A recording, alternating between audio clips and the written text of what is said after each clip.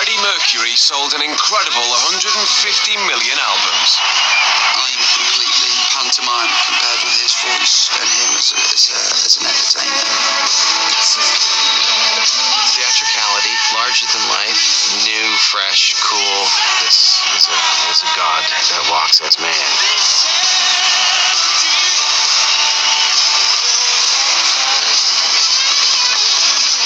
Offstage, he was fiercely private, never publicly discussing his upbringing in India as Farrokh Bulsara. You couldn't have become a pop star if you hadn't passed for white. His homosexuality, They all had to have meat on them. That was Freddie's look. Truckers. or the truth about his outrageous lifestyle. He was just hedonistic. I mean, completely hedonistic.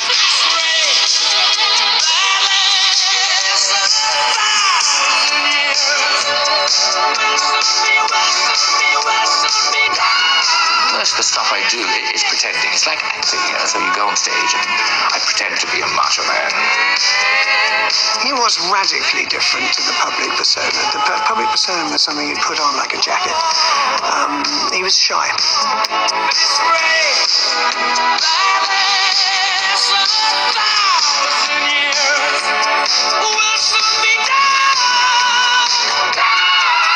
This month, Freddie would have turned 60 years old.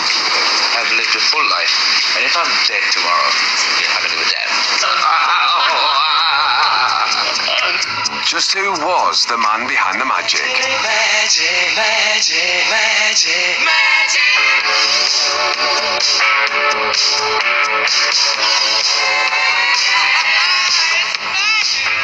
Oh, he was interested in any kind of music. Ever since he was a little boy at home, it didn't matter. His imagination was wide. He used to listen to quite a lot of rock and roll kind of music on English stations on the radio. And then he used to sing around with his friends. You know, that told us that he had some talent in that.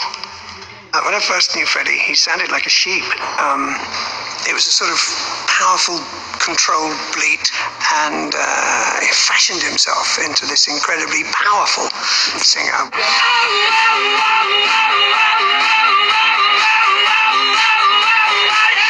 The difference between Freddie and almost all the others rock stars, the difference is that he was having a voice.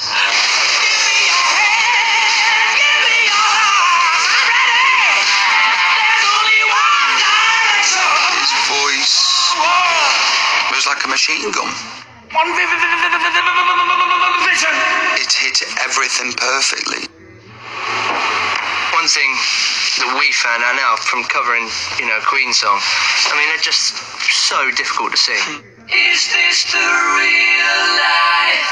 Songwriting-wise, he's just one of those people that's just, you know, complete genius. Is this just fantasy?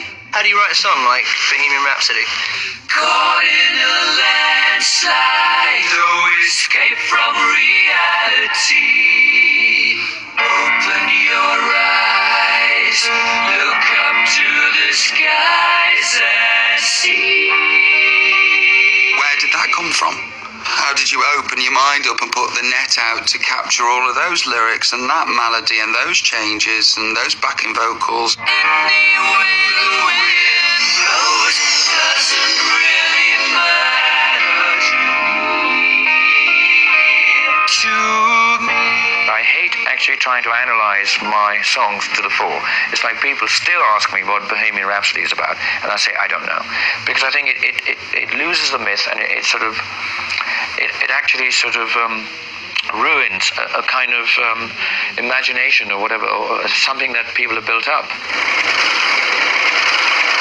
I think we'll go with a little Bohemian Rhapsody, gentlemen. Good call.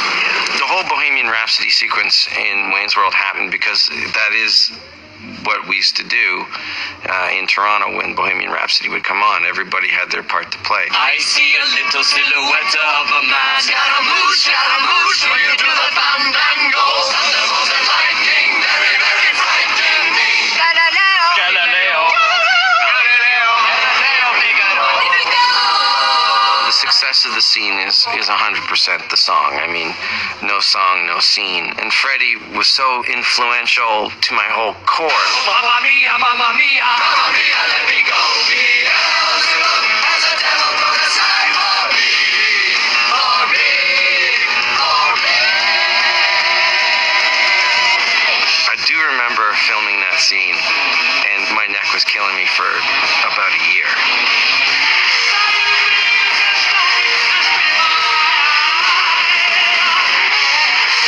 Queen were one of the most successful studio bands ever, but it was Freddie's live performances that were to become legendary.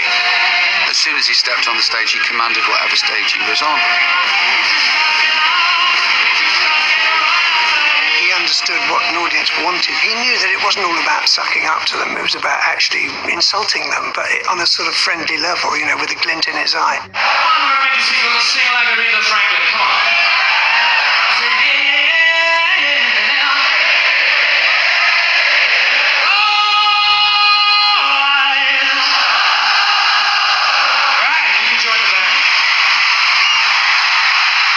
In 1985, Freddie gave what many consider to be the ultimate live performance.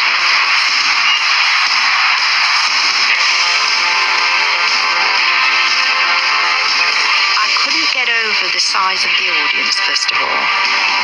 And then when Freddie came and did his bit, as though he was so used to all that.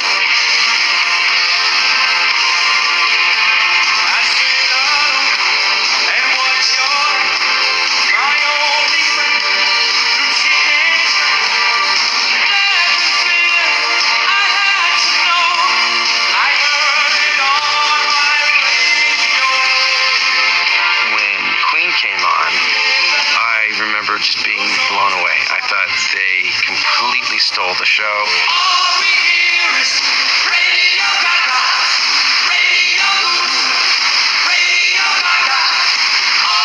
The sound on stage was so awful. We just sort of put our heads down and battered our way through the 17 minutes.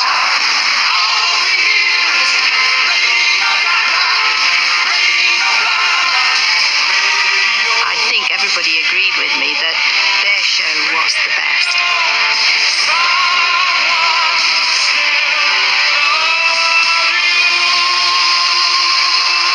I just couldn't take my eyes off him and thinking, goodness, what has he done? He's proved himself.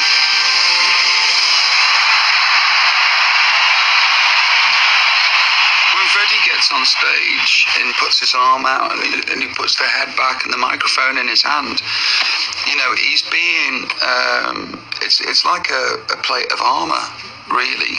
I mean, if you saw him on stage and you saw him off stage, I mean, back home or whatever, you think it's not the same person. Quite a lot of people, when they meet me, they're quite disillusioned. The fact that they expect me to actually just do what I do on stage, and I'm a human being, you know, and I'd like people to realize the fact that I'm a human being. Oh, yes, I'm the weekender,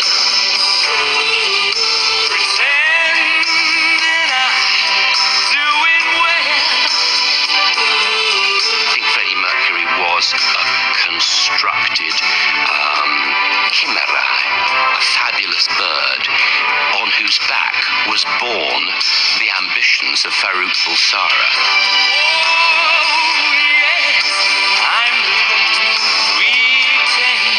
He wouldn't have been able to create the image if you give everybody the bald facts about your life. There is no mystery, there's no mystique, there's nothing left to hide behind.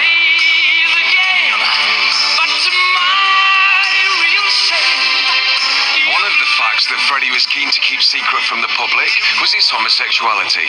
I think Freddie might have been a bit ashamed about the fact that he was gay, and the fact that the way we were brought up. That upbringing involved strict adherence to Zoroastrianism, an ancient religion that forbids homosexuality. Freddie didn't actually sit down and discuss his sexual life with us as a family, but it wasn't a secret either, so we knew that he was gay, but that didn't bother me at all. Yes, I'm the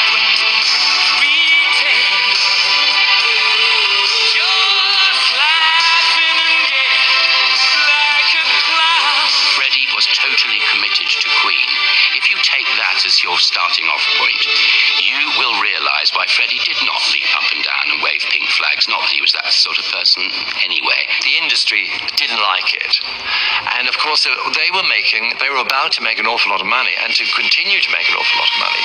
And so the record company would not want Freddie to come out and say, well, I'm actually gay. It was because of this commercial pressure that Freddie was so reluctant to speak to the media. He rarely gave an interview to the music press or to the national press because he didn't trust them. I mean, I was lucky from that point of view. I mean, he did trust me. Do you have a relationship now, or are you? Yes, now, this is very. We have to be very careful. I can put it this way. I'm so happy with the person I'm living with at the moment, and that's it. Are you happy about me saying that? And obviously, that is a male relationship. No, you mustn't. That's what I said. No, you want it to be. I just said relationship. Relationship. Yeah, that's exactly what I said. Yeah.